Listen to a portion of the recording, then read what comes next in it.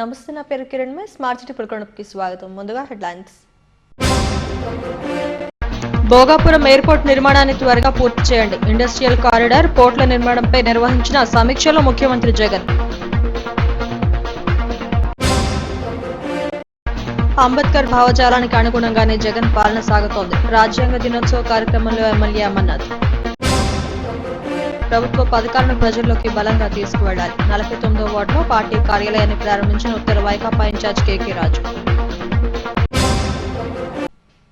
పోర్టులు, ఫిషింగ్ హార్బర్ల నిర్మాణానికి తొలి ప్రాధాన్యతనివ్వాలని ముఖ్యమంత్రి వైఎస్ జగన్మోహన్ రెడ్డి ఆదేశించారు. 2.5 ఏళ్లలో భావనపాడు, మచిలీపట్నం, రామాయపట్నం పోర్టుల నిర్మాణాలు పూర్తి కావాలని అన్నారు. క్యాంపు కార్యాలయంలో రాష్ట్రంలోని ఇండస్ట్రియల్ కారిడార్లు, పోర్టుల నిర్మాణంపై సమీక్ష జరిపారు. కొప్పర్తి పారిశ్రామిక క్లస్టర్పై ప్రత్యేక దృష్టి సారించాలని ఆదేశించారు. భోగాపురం ఎయిర్పోర్టు నిర్మాణాన్ని వీలైనంత త్వరగా పూర్తి చేయాలని, ఆ ఎయిర్పోర్టు నుండి విశాఖ నగరానికి సత్వరమే చేరుకునేలా బీచ్ రోడ్ నిర్మాణాన్ని వేగవంతం చేయాలని అన్నారు. పోలవరం నుండి విశాఖకు పైప్ లైన్ ద్వారా తాగునీటి సరఫరా, ప్రాధాన్యత అంశాలపై డిపిఆర్ సిద్ధం చేయాలని అన్నారు. మరోవైపు విశాఖ చెన్నై ఇండస్ట్రియల్ కారిడార్లోని అచ్యుతాపురం, నక్కపల్లి క్లస్టర్ల పని తీరులను సీఎంకు అధికారులు వివరించారు. రాంబెల్లి మండలంలో పోర్టు నిర్మాణానికి ఉన్న అవకాశాలను పరిశీలించాలని ఆదేశించారు. ఫలితంగా విశాఖ పోర్టుపై ఒత్తిడి తగ్గి కాలుష్య నివారణ సాధ్యమవుతుందని అన్నారు.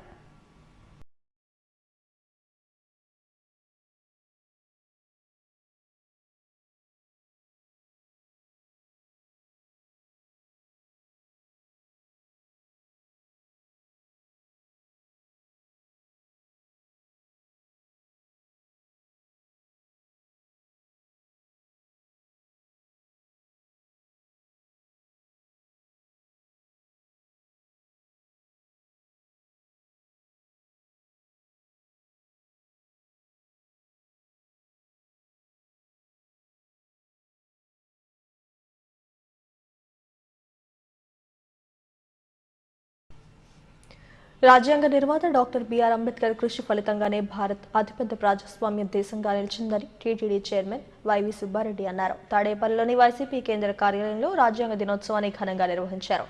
మంత్రులు మేఘతోటి సుచరిత, ఆదిమూలపు సురేష్, వెల్లంపల్లి శ్రీనివాస్, శంకర్ నారాయణ తదితరులు అంబేద్కర్ చిత్రపటానికి పూలమాలలు వేసి నివాళులు అర్పించారు. రాజ్యాంగ స్ఫూర్తితో అన్ని వర్గాలకు న్యాయం చేసేలా సీఎం జగన్మోహన్ రెడ్డి పనిచేస్తున్నారని, గత ప్రభుత్వాలు రాజ్యాంగానికి ఎలా తూట్లు పొడిచాయో చూశామని అన్నారు. వైసీపీ సర్కార్ రాజ్యాంగ ఫలాలను అందరికీ అందించాలన్న ఉద్దేశంతో సుపరిపాలన అందిస్తోందని చెప్పారు.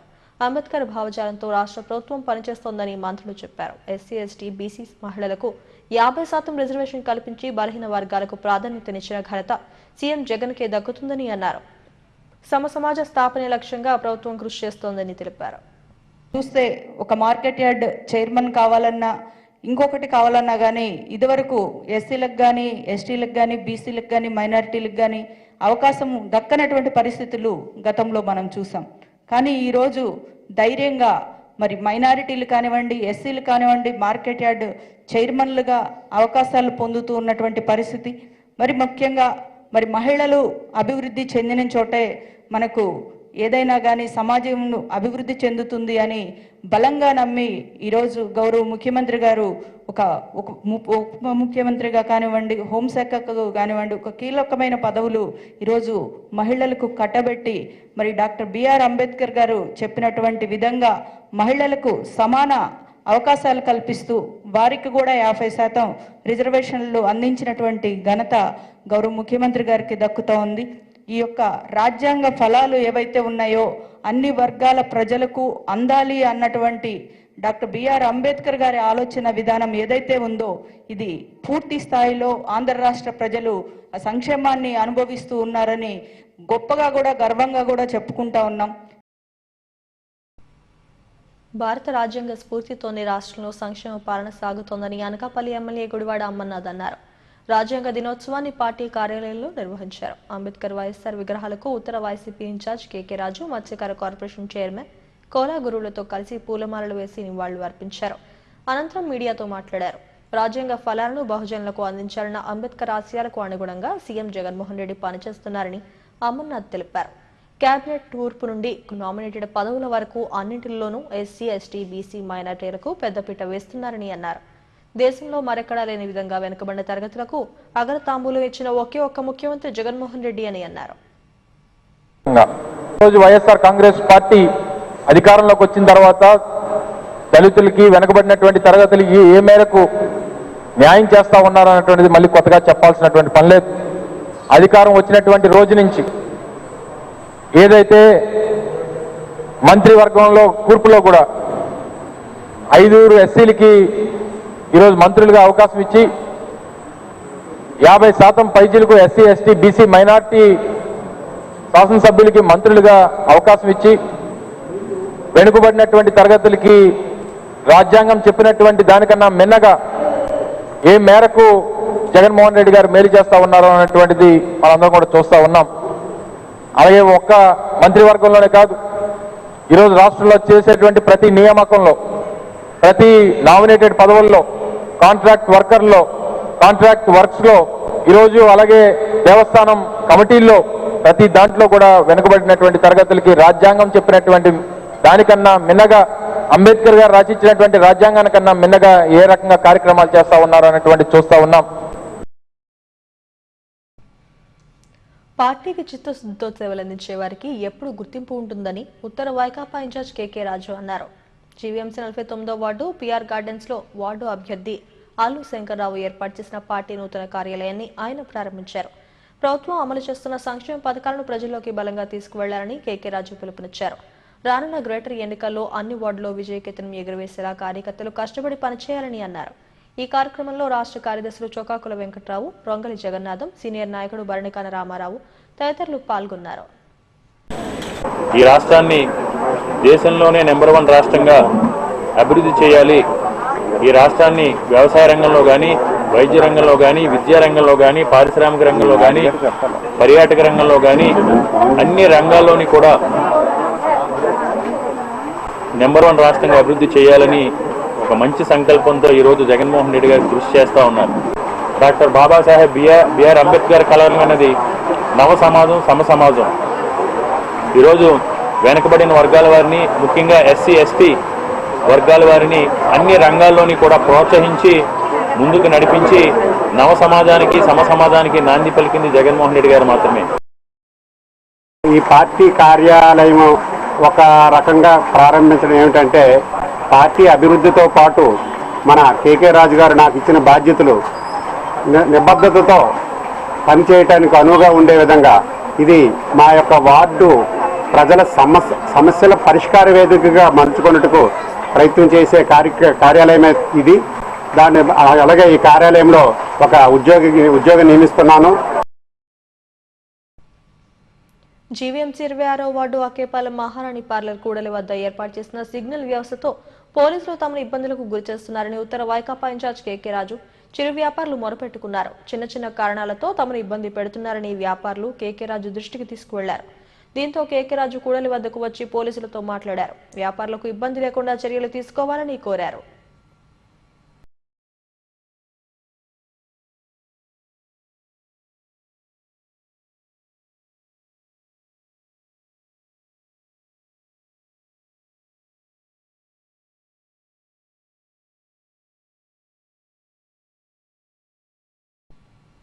ఇతర ప్రాంతాల నుండి విశాఖకు వలస వస్తున్న కొందరు దుర్బుద్ధితో ఇక్కడ పెత్తనం చేయాలని చూస్తున్నారని పెందుర్తి టీడీపీ ఇన్ఛార్జ్ బండారు అప్పలనాయుడు మండిపడ్డారు.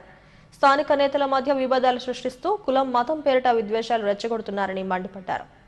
విశాఖలోని భూములను కొల్లగొట్టేందుకు కుట్ల యత్నాలు చేస్తున్నారని అన్నారు. ఇలాంటి వారి పట్ల అప్రమత్తంగా ఉండకపోతే మన ప్రాంతానికి ప్రమాదమని పరోక్షంగా వైసీపీపై విమర్శలు గుప్పించారు. మనందరం ఎలాంటి భేదాలు లేకుండా అందరూ కలిసిమెలిసి ఉండేవాళ్ళం. కానీ ఈ మధ్యకాలంలో కొన్ని ప్రాంతాల నుంచి కొందరు దుర్బుద్ధితో విశాఖపట్నాన్ని వచ్చి కేవలం మన మీద పెత్తనం చేద్దామని చెప్పి కొందరు ఆలోచిస్తుంటే మన ప్రాంత రైతుల్ని, మన ప్రాంత వాసుల్ని భయపెట్టి మన ఆస్తులు కొలగొడదామని చెప్పి మరికొందరు ప్రయత్నం చేస్తున్నారు.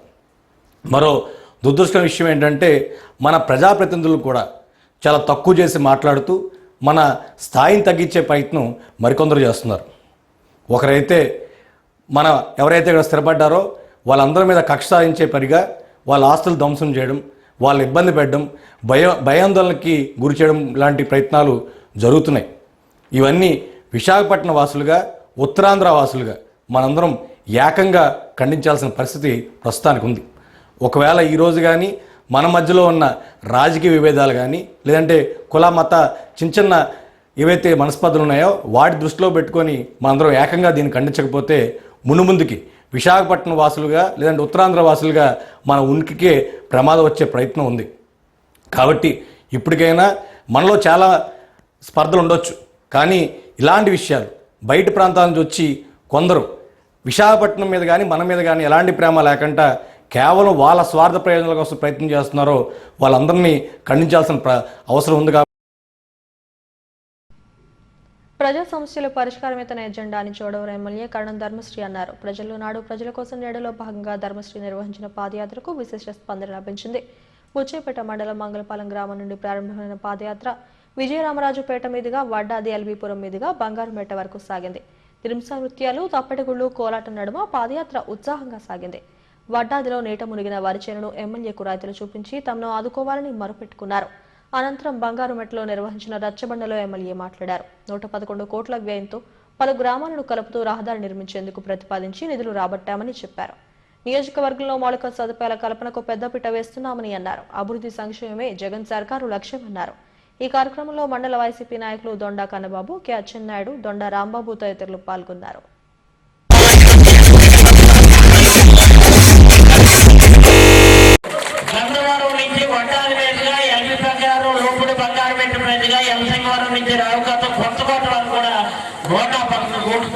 ఈ రోడ్డుని అభివృద్ధి చేయాలని మంజూరు చేసాం.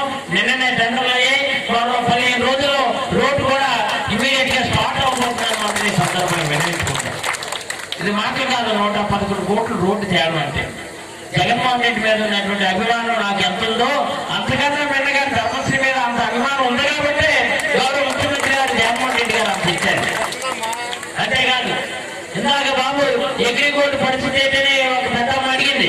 నేను ఈరోజు చెప్తున్నాను, ఎవరు కూడా ఆయన పాదయాత్రలో చూస్తూ వస్తూ కూడా అగ్రిగోల్డ్ బాధితులు ఎవరైతే ఉన్నారో వాళ్ళందరికీ సాయం చేయాలని ఎంతమంది ఉంటే అంతమంది కూడా మొదటి వ్యక్తిగా మీ అందరూ కూడా డిపాజిట్ రూపంలో ప్రభుత్వానికి ఏమీ కలిసి రాకుండా మీకు మేలు చేయాలని మీ అందరూ కూడా తిరిగి ప్రకటన చేశాడు గౌరవ ముఖ్యమంత్రి జగన్మోహన్ రెడ్డి. జగనన్న తోడు పథకం బడుగు బలహీన వర్గాలకు నిజమైన తోడని జీవీఎంసీ 67వ వార్డు వైసీపీ అభ్యర్థి పల్లా చిన్నతల్లి అన్నారు. హైస్కూల్ రోడ్లోని పార్టీ కార్యాలయం వద్ద సీఎం జగన్ ఫ్లెక్సీకి పాలాభిషేకం చేశారు. చిరు వ్యాపారులకు జగనన్న తోడు అండగా నిలిచిందని చెప్పారు. ఈ కార్యక్రమంలో పల్లా పెంటారావు తదితరులు పాల్గొన్నారు. సిబ్బంది అందరూ కలిపి ఇక్కడ చిత్రపటాన్ని జగన్ గారి చిత్రపటాన్ని పాలాభిషేకం చేయడం జరిగింది. పెద్ద ఎత్తున ఏదైతే రాష్ట్ర వ్యాప్తంగా ఈరోజు చిరు వ్యాపారులు ఇబ్బంది పడకూడదు అని చెప్పి 10,000 రూపాయలు ఆర్థిక సహాయం అందిస్తూ వాళ్ళు వ్యాపారాలు చేసుకోవడానికి చేదోడుగా ఉండాలి అని ఒక జగనన్న తోడు అనే పథకంతో ప్రారంభం చేయడం కూడా చిరు వ్యాపారులందరూ కూడా హర్షం వ్యక్తం చేస్తున్నారు. భారత రాజ్యాంగ దినోత్సవ వేడుకలు నగరంలో ఘనంగా జరిగాయి. భారత రాజ్యాంగం ఆమోదించిన రోజును పురస్కరించుకుని ఎల్ఐసి జంక్షన్లోని అంబేద్కర్ విగ్రహానికి వివిధ పార్టీల నాయకులు, దళిత సంఘాల ప్రతినిధులు పూలమాలలు వేసి ఘన నివాళులు అర్పించారు. ప్రపంచంలో అతిపెద్ద ప్రజాస్వామ్య దేశంగా నిలుపుతూ రాజ్యాంగాన్ని అందించిన మహనీయుడు అంబేద్కర్ అని వక్తలు కొనియాడారు. ఆ రాజ్యాంగ ఫలాలు అట్టడుగు వర్గాలకు అందినప్పుడే సమానత్వం సాధ్యమని చెప్పారు.